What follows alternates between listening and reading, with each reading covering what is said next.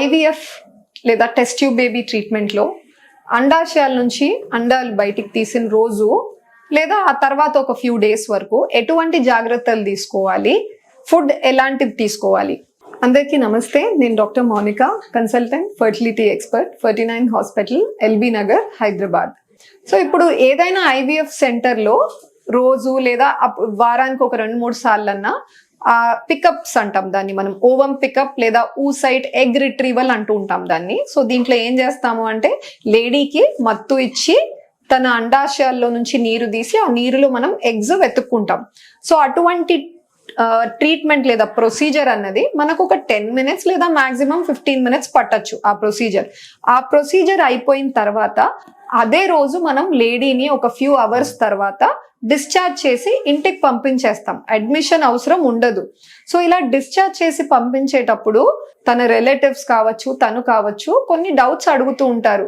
అంటే రెస్ట్ తీసుకోవాలా మేడం, ఏదన్నా అవాయిడ్ చేయాలా, ఎటువంటి ఫుడ్ తీసుకోవాలి అని చెప్పి.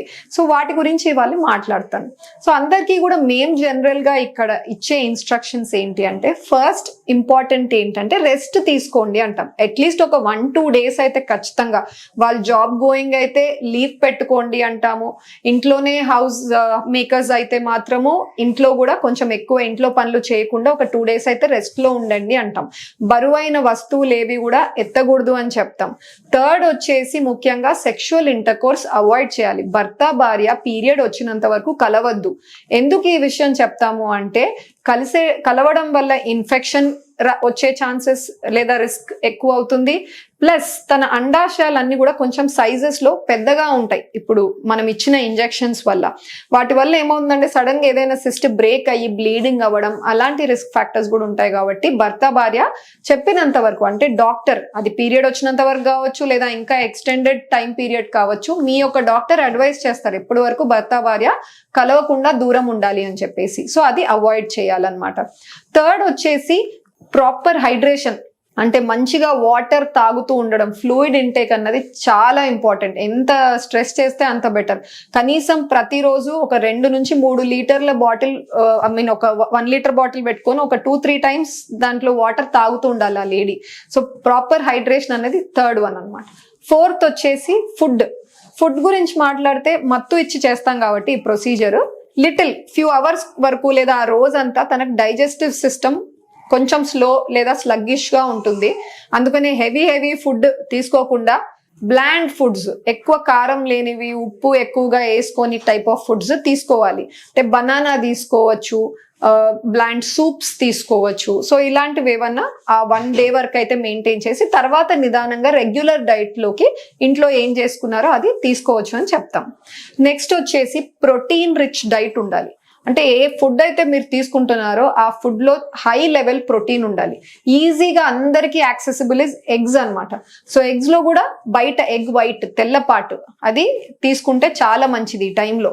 సెకండ్ వచ్చేసి మళ్ళీ మీకు ఫిష్ కావచ్చు, చికెన్ కావచ్చు, మీట్ కావచ్చు, లేదా ఈవెన్ సూప్స్, నాన్ వెజ్ తో తయారు చేసిన సూప్స్ కావచ్చు. సో ఇవన్నీ ఏవేవైతే ప్రోటీన్ కంటెంట్ లో హై ఉంటాయో అవన్నీ తీసుకోవడం చాలా మంచిది.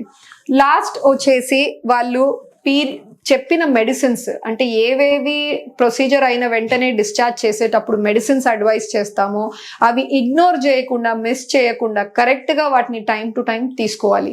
తీసుకున్న తర్వాత కంప్లీట్ అయ్యాక మెడిసిన్స్ అన్ని కూడా చాలా మందికి ఒక 4-5 days లో వాళ్ళకి పీరియడ్ అన్నది వచ్చేస్తుంది. మళ్ళీ వచ్చిన తర్వాత డాక్టర్ని కలిసి వాళ్ళు ఫర్దర్ ట్రీట్మెంట్ ప్లాన్ చేసుకోవాలి. కొంతమందికి ఏమవుతుందంటే అదే మంత్లో అండాలు తీసిన రోజు నుంచి ఒక 3 రోజుల తర్వాత కావచ్చు, లేదా కొంతమందికి 5 రోజుల తర్వాత కావచ్చు, తయారైన ఎంబ్రియోని అదే మంత్ లో కూడా ట్రాన్స్ఫర్ చేస్తూ ఉంటారు. దాన్ని ఫ్రెష్ ఎంబ్రియో ట్రాన్స్ఫర్ అంటారు. సో అలాంటి వాళ్ళకి ఏంటి అంటే కొంచెం ఇన్స్ట్రక్షన్స్ నేను చెప్పినవి 90% వరకు సిమిలర్ ఉంటాయి.